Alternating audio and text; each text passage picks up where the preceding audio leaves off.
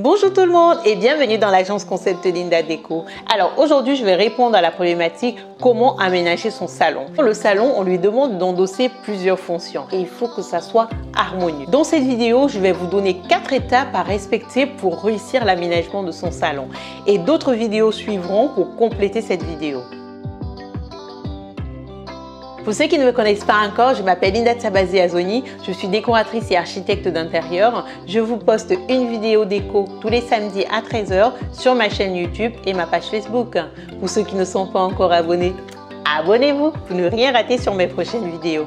Pour vous abonner, cliquez sur ce bouton en rouge s'abonner et surtout n'oubliez pas de cliquer sur la petite cloche pour recevoir des notifications à chaque fois que je poste de nouvelles vidéos. La première étape pour réussir l'aménagement de son salon, c'est de désencombrer. Je vous propose de désencombrer parce qu'effectivement, vous vivez dans votre maison depuis longtemps, vous avez accumulé des objets souvenirs, des meubles. Ce n'est pas une critique, c'est normal. Vous vivez dans votre maison et votre maison vit avec vous. Donc, je vous propose dans ce cas de faire 3 tas. Le premier tas où vous allez mettre finalement les objets et le mobilier qui va rester dans votre décoration future.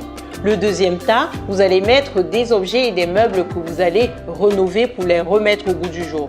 Donc s'il y a des meubles dans ce tas, je vous conseille d'aller regarder mes 2 vidéos sur comment relooker son meuble avec du masking tape, avec du papier peint et avec du tissu wax. Et dans le troisième tas, je vous propose de mettre des objets que vous allez jeter, des objets que vous allez donner. La deuxième étape que je vous propose de faire, c'est un état des lieux des contraintes qui ne peuvent pas bouger, comme par exemple les portes, les fenêtres, les prises, les points dédiés pour les suspensions. Je voulais surtout faire un aparté sur les suspensions. Généralement au Cameroun, après pour ceux qui sont dans d'autres pays d'Afrique, vous me direz si vous avez également ce genre de construction. Généralement au Cameroun, ce que je vois, il y a des points dédiés pour une suspension au milieu de la pièce. Moi, personnellement, j'ai jamais compris pourquoi est-ce qu'on met cette suspension au milieu de la pièce. Donc, si vous avez compris, n'hésitez pas à mettre en commentaire l'explication ou bien le sens qu'il y a derrière. Parce que pour moi, dans un salon, si on veut mettre un coin détente ou télévision ou un coin salle à manger, la suspension va venir vraiment asseoir ce coin. Donc, le coin détente, il faut mettre cette suspension pour vraiment délimiter le coin détente. Pareil pour le côté salle à manger, vous mettez une belle suspension pour délimiter le côté salle à manger. Moi, je vois pas trop comment vous allez mettre au milieu de la pièce le coin détente, sauf si vous arrivez à le mettre, franchement, vous êtes au top. Si par contre, vous n'arrivez pas à caser votre coin détente ou votre coin salle à manger au milieu de la pièce, à ce moment-là, je vous conseille, où vous avez délimité votre coin détente, utilisez des lampadaires en cloche. Comme ça va quand même faire arriver de la lumière. Et pareil pour le coin salle à manger, utilisez des lampadaires en cloche. Ça va permettre quand même d'avoir de la lumière qui va être diffusée dans votre salle. Je lance un petit appel à ceux qui sont en construction parce que c'est à ce moment-là qu'on fait passer les fils électriques dans les fondations. Posez-vous cette question déjà. Comment est-ce que je pourrais aménager le salon? Est-ce que c'est ici que je vais mettre le coin détente, donc il va falloir mettre une suspension? Est-ce que c'est ici que je vais mettre la table de la salle à manger et que je vais mettre la suspension au milieu de la table? Posez-vous ces questions-là avant de déterminer le schéma électrique. C'était un conseil gratuit pour les futurs propriétaires, pour ceux qui vont construire les appartements pour mettre en location. La troisième étape que je vous propose de faire, c'est un état des lieux des fonctions qui peuvent rentrer dans votre salon.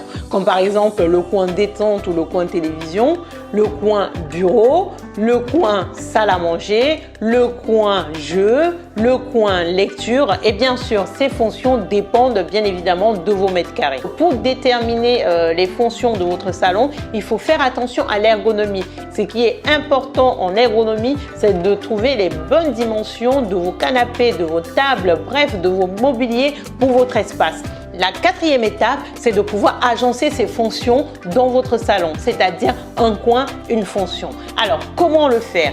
La star de votre salon, c'est bien sûr votre canapé. C'est le canapé qui donne le ton, c'est le canapé qui permet de délimiter le coin détente, le coin télévision qui est vraiment le point central de votre salon. Je vous conseille dans un premier temps de choisir où est-ce que vous allez mettre votre canapé. Et bien entendu, le choix de l'endroit où vous allez mettre votre canapé va dépendre aussi des points d'intérêt que vous avez chez vous. Si par exemple, vous avez comme point d'intérêt une belle cheminée que vous avez envie de valoriser et d'apprécier, je vous conseille de mettre votre canapé en face de la cheminée. Le fait de mettre votre canapé en face de la cheminée, ça vous permet justement de délimiter votre espace chaleureux, votre espace convivial que vous allez recevoir. Et n'oubliez pas de mettre des fauteuils ou des poufs autour de ce canapé. Une fois que vous avez délimité cet espace, ça sera plus facile de pouvoir déterminer les autres espaces. Deuxième cas de figure, si par exemple vous avez une belle vue, une belle baie vitrée que vous avez envie d'apprécier la vue, je vous conseille de mettre votre canapé en face de cette baie vitrée justement pour admirer la vue. Troisième cas de figure, si par exemple vous êtes une famille, vous aimez bien regarder la télé en famille, les films, les matchs, et bien du coup je vous conseille de choisir un mur où il n'y a pas d'ouverture ou bien une grande partie du mur où il n'y a pas d'ouverture, de mettre une belle étagère ouverte et fermée. Ça c'est génial de le faire, moi j'adore toujours cette idée, de mettre des étagères ouvertes dans lesquelles vous allez cloquer des beaux vases, des fleurs, des livres, de la petite déco. Si par exemple vous voulez également mettre une fonction bureau dans votre salon, je vous conseille par exemple, vous voyez l'étagère que vous avez mise pour la télévision, vous pouvez créer une petite niche pour mettre le coin bureau et aussi avoir une option de rabattage. Quand vous finissez de travailler, vous le rabattez et quand vous voulez travailler, vous l'ouvrez. Ça permet aussi de gagner de l'espace au sol. Vous savez toujours que je supporte les artisans locaux. Pour ceux qui sont dans certains pays d'Afrique où la main d'œuvre est moins chère, voyez un menuisier, montrez les photos qui vous intéressent, il va vous concevoir cette belle étagère avec ces niches bureaux. Ça vous permet d'avoir quelque chose de sur mesure, quelque chose d'unique chez vous. Et à l'artisan, ça lui permet d'avoir du boulot. Donc, c'est gagnant-gagnant. La deuxième idée que je vous propose pour installer votre bureau, c'est d'installer derrière le canapé. Alors, je voulais aussi attirer votre attention parce que vous n'êtes pas obligé de toujours adosser le canapé sur le mur. Parce que, imaginons par exemple, vous avez une longueur de 10 mètres. Vous allez mettre le canapé sur un mur et mettre la télévision sur un autre mur, c'est pas possible parce qu'il y aura trop d'espace entre les deux, donc vous ne respectez pas la distance de visionnage. Et en plus, les gens vont passer entre vous et la télé, donc ce qui n'est pas forcément agréable. Vous pouvez par exemple mettre votre canapé au milieu de la pièce ou bien au 1 quart ou au 3 quarts. Ça vous permet justement d'avoir un espace derrière, pourquoi pas pour mettre une belle petite console ou de mettre un beau petit bureau pour travailler. Le bureau, vous pouvez aussi le mettre dans un coin de votre salon.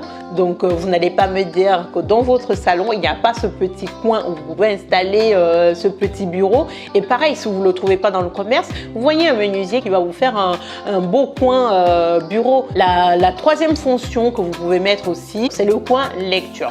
Le coin lecture, il suffit de pas grand-chose pour faire votre coin lecture. Si vous avez un canapé confortable, une petite table ou un petit pouf qui va servir de repose-pied, ça vous fait un joli coin lecture. Ceux qui ont des enfants, je vous conseille de faire aussi un espace enfant.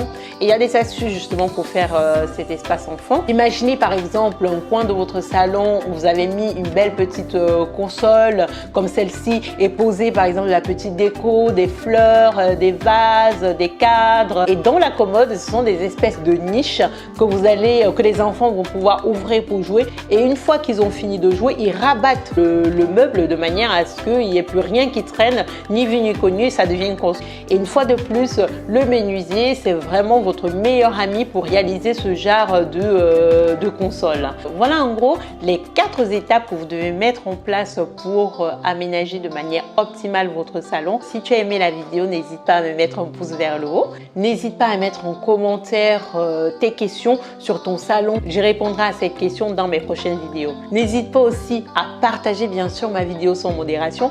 Faut pas être égoïste, hein. Il faut partager cette vidéo sans modération.